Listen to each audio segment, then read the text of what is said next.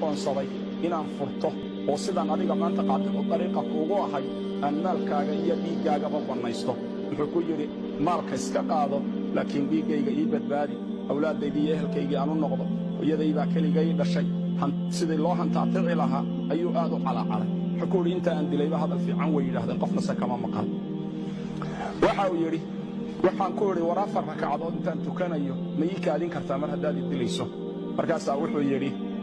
waxaad tukataa intaad rabto waxa uu yidhi waxaan bilaabay salaad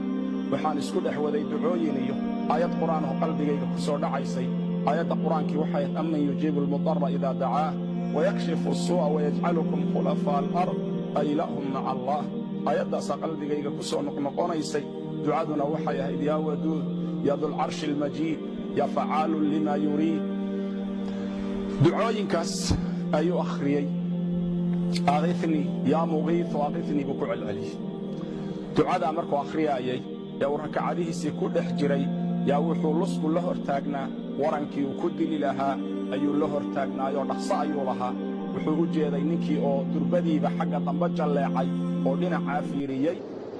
isagiina salaaddii intuu ka baxay buu fiiriyey dabeedna waxa uu arkay nin faras wata oo aad u soo ordaya oo waadiga iyo togga dhinaca hoose ka soo socda waran ololayana gacanta ku wata ninkii ayaa ku dhuftay markaasuu ninkii dilay waa uu weyddiiyeyoo wuxuu ku yidhi ilaah baan kugu dhaariyey yaa tahay wuxuu yidhi anugu malag baanahay u xil saaran amman yujiibu almudarra idaa dacaahu wayakshifu الsuu'a wayajcalukum khulafaa alard anugu dadka mudiriinta waddooyinku markay ka xidhmaan dadka ilaahay u laabta dadka alla waafajiya inay ilaahay u noqdaan kuwaasaan anugu iskarab taagaa buuri dabeedna wuxuu idhi yaa muqiitu aqifnii markaad lahayd albaabka koowaadee samadaa gariiray markaasaa samadana lagu garaacayoon garaaceedii ka fadhiyi weynay buu yidhi markaasaa aniga laysoo diray inaan adiga kuu kaalmeeyo